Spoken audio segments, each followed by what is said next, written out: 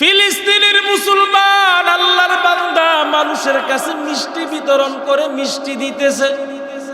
ডাক দিয়া বলতেছেন, ভাইজান আপনি কেন মানুষের কাছে মিষ্টি বিতরণ করেন? ডাক দিয়া বলতেছেন, এই জন্য আমি মানুষের কাছে মিষ্টি বিতরণ করি। মিষ্টি বিতরণ করার কারণ, আমার সন্তান যুদ্ধের ময়দানে গিয়া শহীদ। এই আনন্দে আমি একজন শহীদের বাবা, এই আনন্দে আমি মানুষের কাছে মিষ্টি বিতরণ করতেছি। ইনশাআল্লাহ আমি নিজেও যুদ্ধের ময়দানে যাওয়ার জন্য রেডি হয়ে গেলাম। এরে আল্লাহর বান্দারা, আল্লাহ পাক রব্বুল আলামিন বলেন, আমি আল্লাহর বানানো জান্নাত যদি পেতে চাও, 1 নাম্বার কর্মসূচি বান্দা তোমার ঈমান আনতে হবে। ঈমানটাকে মজবুত করিয়া লও রে মুমিন।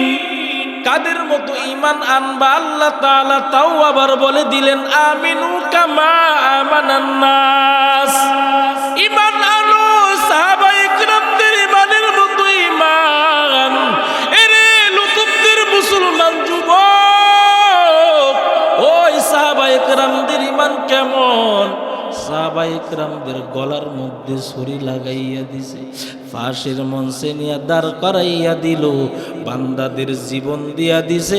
বেঈমানের কাছে ঈমানটাকে বিক্রি করে নাই। এই জন্য আল্লাহ বলেন, আমি আল্লাহ তাআলার বানানো জান্নাত যদি পেতে চাও, তাহলে আমার সাহাবায়ে কিরামদের ঈমানের মতো ঈমান আনো। এরে নবীর আশিক, সাহাবায়ে কিরামদের ঈমান কেমন? সাহাবায়ে কিরামদের ইতিহাস পড়িয়া দেখো। ওই আফ্রিকার জঙ্গলের সেই কালো বেলাল রাহমাতুল লিল আলামিনের হাতে ধইরা কালিমা পয়রা মুসলমান হয়ে জান্নাতের পাগল হয়ে গেল। পাপিষ্ঠ উমাইয়ার বাড়িতে বেলাল চাকরি করে। হঠাৎ করে একদিন উমাইয়া বেলালের দিকে নজর করে তাকাইয়া দেখতেছেন, বেলাল জানি জিবা নাড়াইয়া নাড়াইয়া কিসের আওয়াজ করে। উমাইয়া ডাক দিয়া বলেন, রে বেলাল কিসের আওয়াজ করো? বেলাল ডাক দিয়া বলেন, রে উমাইয়া আমি আমার রবের জিকির করি। আমাদের রবকে সবাই বলেন, আমাদের রবকে। ইন্নাল্লাযীনা ক্বালু রাব্বুনাল্লাহ সুম্মা ইসতাকামু ফালা খাউফুন আলাইহিম ওয়ালা হুম ইয়াহজানুন।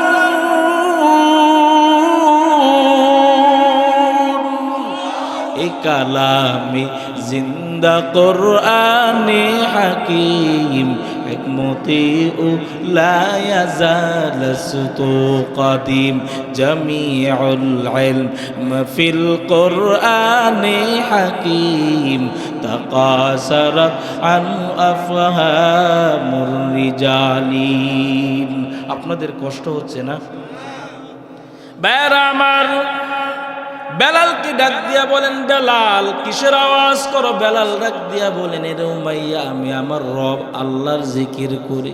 উমাইয়া ডাক দিয়া বলেন, এই কথা বলার পরে বেলাল ডাক দিয়া বলেন, উমাইয়া বেলালকে বলতেছেন, এরে বেলাল আল্লাহ আবার কে? বেলাল ডাক দিয়া বলেন, এরে উমাইয়া তোরে যিনি বানাইছেন তিনি হলেন আমার আল্লাহ। বেলালকে বাধা দেয়, বেলাল আল্লাহ নামে জিকির আর জোরে কয়। এরে নবীর আশিক, নদীর পানিতে বাদ দিলে যেমন নদীর শক্তি নদীর ক্ষমতা বেড়ে যায়, ঠিক তেমনি ভাবে একজন ইমানদারের ইমানের উপর আঘাত করলে বান্দার ইমানের পাওয়ার বেড়ে যায়। বেলালকে বাধা দেয়, বেলাল আল্লাহ নামে জিকির আর জোরে কয়। এক পর্যায়ে বেলালকে বেতের আঘাত করা শুরু করলো। বেলালের চিৎকারের আওয়াজ দরওয়াজার পাশ দিয়ে হযরত আবু বকর হেঁটে যাইতেছে। আবু বকর উমাইয়াকে ডাক দিয়া বলেন, রে উমাইয়া বেলালকে আমার কাছে বিক্রি করিয়া দাও, অথবা তোমাদের লাইনের একজন গোলাম আছে তাকে নিয়ে নাও। খাও, আর যদি না হয় বেলালকে বিক্রি করিয়া দাও। এই কথাটা রহমাতুল লিল আলামিনের কানের মধ্যে যাওয়ার পরে নবী ডাক দিয়া বলতেছেন, হে আবু বকর, বেলালকে যদি কিনতে যাও আমি নবীর কাছ থেকেও কিছু টাকা নিয়ে যেও। কারণ হলো আল্লাহ যদি হাসরের মাঠে ডাক দিয়া বলেন বেলালের খরিদ্দার কারা, আমি নবীও বলবো বেলালের খরিদ্দার আমি নবী। এর নবীর উম্মতের দল এক পর্যায়ে বেলালের হাতে পায়ের মধ্যে রশি লাগাইয়া আরবের উত্তপ্ত বালু অথবা উটের পিছনে বেঁধে, গরম বালুর মধ্যে উট অথবা গুড়ার পিছনে বেঁধে বেলালকে শেষরাই। বেলাল চিল্লা চিল্লা কান্না করে আর বলে, আহাদ আহাদ আহাদ, ও আল্লাহ তুমি ছাড়া আমার কেউ নাই। আয় আল্লাহ, আপনি আমাকে দুনিয়াতে যতই শাস্তি দিবার দেন, তারপরেও আমি বেলালকে জাহান্নামের আগুনের মধ্যে জ্বালাইয়েন না। কারণ হলো আমি বেলাল জাহান্নামের এক সেকেন্ডের আযাব সহ্য করতে পারবো না। ও আল্লাহ, আপনি আমাকে ধৈর্য ধরার জন্য কবুল করেন। এর নবীর উম্মত ওই বেলালকে রহমাতুল লিল আলামিন মসজিদ নববীর মুয়াজ্জিন বানায়া দিলেন। রহমাতুল লিল আলামিন মেরাজ থেকে আয়েশা বেলালকে ডাক দিয়া বলেন, বেলাল, আমি যখন মেরাজে গেলাম, মেরাজে যাওয়ার পরে আমি যখন জান্নাতের ভিতরে ঢুকলাম, জান্নাতের ভিতরে ঢুইকা দেখি বেলাল তোমার আর হাঁটার আওয়াজ শুনতে পেয়েছি। এরে বেলাল, তুমি এমন কি আমল করো? বেলাল ডাক দিয়া বলেন, পয়গম্বর, আমি এমন কোনো ভালো আমল করি না, তবে যখন আমি ওযু করি, ওযু করার সাথে সাথে 2 রাকাত নফল নামাজ পড়ে নে। আমল যদিও শুরু হয়, যেই আমলটা সব সময় জারি থাকবে, ওই আমলটা আল্লাহ তাআলার কাছে অনেক দামি হয়ে যাবে। এর নবীর আশিক রহমাতুল লিল আলামিন হযরত বেলালকে মসজিদ নববীর মুয়াজ্জিন বানায়া দিলেন। রহমাতুল লিল আলামিন মদিনা ছেড়ে মক্কায় চলে গেলেন। মক্কা বিজয় হয়েছে। নবীজির কলিজায় এত বড় দুঃখ ছিল, আজ খুশির দিন। রহমাতুল লিল আলামিনের মনটা খুশি। মায়ার নবী রহমাতুল লিল আলামিন এবার কাবা ঘরের ভিতরে ঢুইকা নিজ হাতে মূর্তিগুলো ভাঙতেছেন, নিজ হাতে মূর্তিগুলো ভাঙতেছেন। আর হযরত আলীকে ডাক দিয়া বলেন, আলী, জমজম কূপের পানি দিয়া ভালোভাবে ধৌত করিয়া দাও। আজকে এখানে আমরা জোহরের নামাজ আদায় করব, এখানে আমরা নামাজ আদায় করব। আর এই জায়গার মধ্যে এতদিন আমরা নামাজ পড়তে পারি নাই, বেঈমানেরা আমাদেরকে নামাজ পড়ার জন্য সুযোগ দেন নাই। আজ আমাদের হাতে মক্কা স্বাধীন হয়েছে, আজকে এখানে আমরা মক্কা স্বাধীন হয়েছে, এখানে আমরা জোহরের নামাজ আদায় করব। আজকের এই নামাজটাই হবে আজকের জন্য মক্কা বিজয়ের নামাজ। মক্কা বিজয়ের আযান কে দিবে?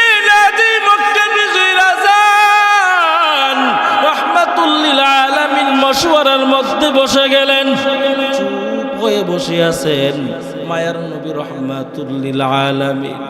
একজন সাহাবী দাঁড়ায় বলতেছেন, পয়গম্বর, আপনি এত পেরেশান কেন? আপনি এত চিন্তিত কেন? আজ এই মক্কা বিজয়ের আযানের কেউ দিবে না, আপনার সাহাবী হযরত আবু বকর দিবেন আজ এই মক্কা বিজয়ের আযান। কারণ হলো আপনি নবী তো আবু বকর সম্পর্কে গুণগান করেছেন আর বলেছেন, কে সে আবু বকর? হিজরতের দুঃখিনী রাত, কষ্টের সফর।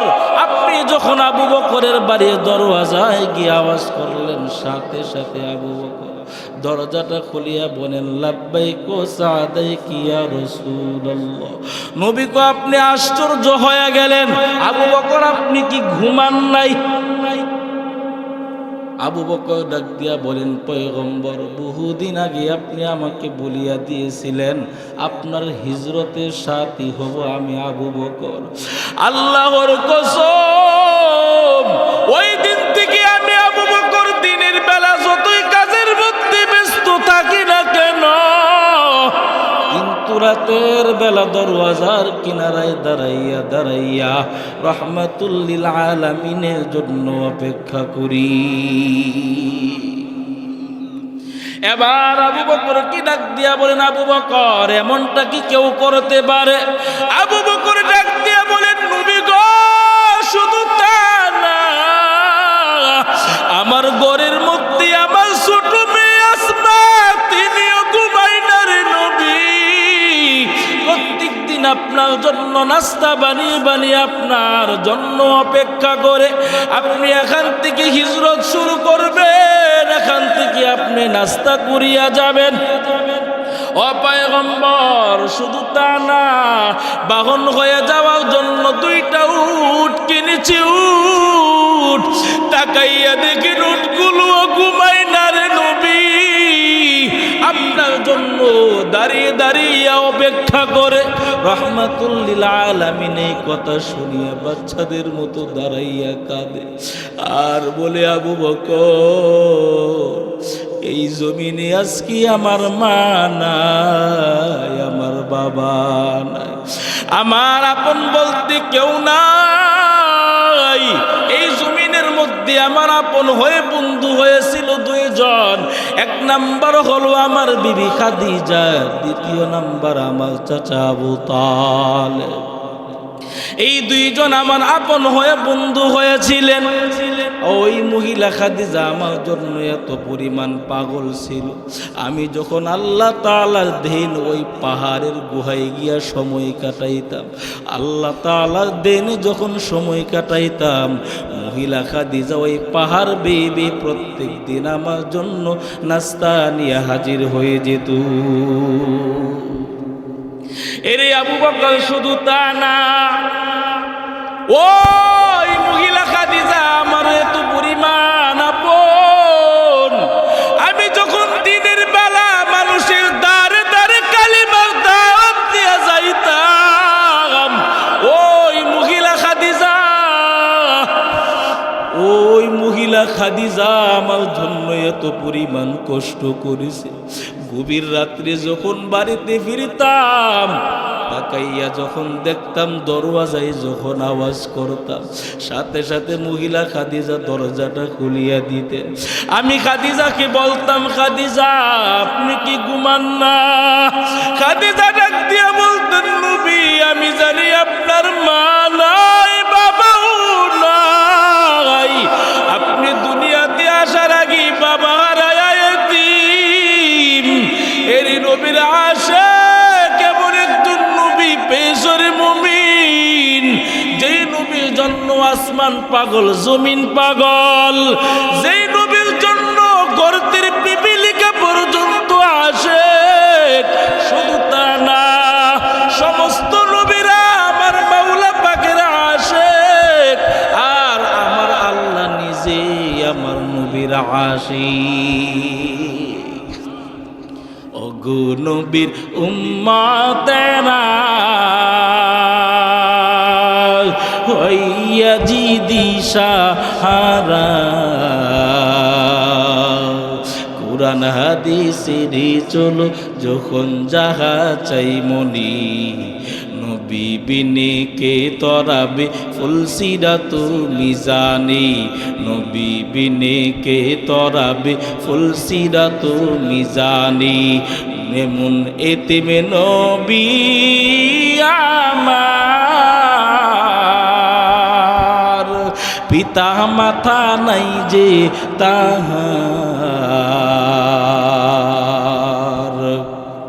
তারপরেও কত মারলো তাকে দুশ্মনী, নবী বিনে কে তরাবে ফুলসিরাত মিজানি, নবী বিনে কে তরাবে ফুলসিরাত মিজানি।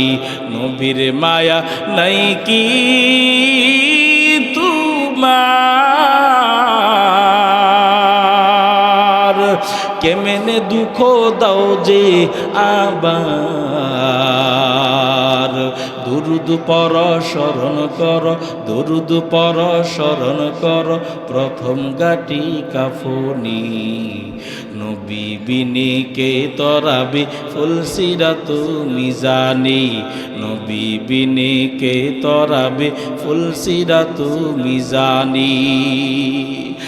ইমামুল আউয়ালিন আল আখিরিন বহর সাদকা রহমাতাল লিল আলামিন, সাইয়্যিদুল কাউনাইন খাতমুল মুরসালিন, আখিরামুদ বুদ ফখরুল আউয়ালিন, শুধু ওয়াজুদাস রহমাতাল লিল আলামিন, মসজিদে ও শুধু আমারুই জমিন। এরে ঋতুব্দের মুসলমান, এরে যুবক ও বৃদ্ধ বাবাজি ও পর্দার আড়ালের মা, এমন একজন নবী পেয়েছো, আমার মায়ার নবী রহমাতুল লিল আলামিনের মা নাই, আমার মায়ার নবী রহমাতুল লিল আলামিনের বাবা নাই। এরে নবীর উম্মত, মায়ার নবী রহমাতুল লিল আলামিন ছিল বড় এতিম। এরে নবীর উম্মত, ওই মায়ার নবী রহমাতুল লিল আলামিন মা বাবা হারাইয়া এত পরিমাণ কষ্ট করেছে। আপনারা আজকে ওই মাদ্রাসার দিকে তাকান, মাদ্রাসার মধ্যে কত ছোট ছোট বাচ্চারা আছে, কত বাচ্চারা আছে মা হারায় এতিম, বাবা হারায় এতিম। কত তালিবুল ইলম আছে, কত কষ্ট করে মাওলা পাকের কোরআন তেলাওয়াত করে, কত কষ্ট করে করে এই আল্লাহর বান্দারা মাওলা পাকের কোরআন তেলাওয়াত করে। এ যুবক ও বৃদ্ধ বাবাজি ও পর্দার আড়ালের মা, ওই তালিবুল ইলমরা তাকাইয়া দেখেন, ওই রাত্রে বেলা 10টার আগে ঘরের মধ্যে ওই কোরআন তেলাওয়াতের মধ্যে মশগুল থাকে, রাত্রে বেলা ঘুমাই না। ওই আল্লাহর বান্দাগুলো কিছুক্ষণ সময় ঘুমাইয়া আবার রাত্রে 3:30টার সময় উঠা আবার মাওলা পাকের কোরআন তেলাওয়াতে মশগুল। এদেরকে যদি একটু সহযোগিতা করে দিতে পারো রে মুমিন, আল্লাহ পাক রব্বুল আলামিন যখন হাসরের মাঠ কায়েম করবেন, কত তালিবুল ইলমেরা দাঁড়াইয়া দাঁড়াইয়া থাকবেন, কত তালিবুল ইলমেরা দাঁড়াইয়া দাঁড়াইয়া থাকবেন। আল্লাহ পাক রব্বুল আলামিন বলবেন তোমরা সবাই জান্নাতে যাও, ওই কোরআন পড়নেওয়ালারা দাঁড়াইয়া থাকবেন। এবার কোরআন তেলাওয়াত যারা করেছে, যারা কোরআন পড়েছে, এদেরকে আল্লাহ বলবেন আপনারা কেন যান না? ওই কোরআন পড়নেওয়ালারা বলবে আল্লাহ, ওই যে লোকগুলো যারা নাকি জাহান্নামের আসামি, আপনি আমাদেরকে জান্নাত দিয়ে দিছেন, আমরা জান্নাতে যাব না। এদেরকে যতক্ষণ পর্যন্ত আমাদের সাথে না দিবেন ততক্ষণ পর্যন্ত আমরা জান্নাতে যাব না। আয় আল্লাহ, আমি যখন ওই সমস্ত বান্দাগুলো আমার জন্য এত পরিমাণ কষ্ট করেছেন, আমি যখন মাদ্রাসায় পড়ি আপনার কোরআন শিখি, তখন আমার বাবা ছিল বড় গরিব, আমার বাবা টাকা পয়সা দেওয়ার মতো কেমন কোনো সহযোগিতা করতে পারে নাই, অনেক কষ্ট করেছে। ওই বান্দাগুলো আপনার কোরআন পড়ার জন্য সহযোগিতা করেছে। আয় আল্লাহ, এদেরকে যতক্ষণ পর্যন্ত আমাদের সাথে জান্নাতের মধ্যে না দিবেন ততক্ষণ পর্যন্ত আমরা জান্নাতে যাব না। এই সমস্ত কোরআন পড়নেওয়ালাদেরকে কে কে সহযোগিতা করবেন? 2টা হাত তোলেন।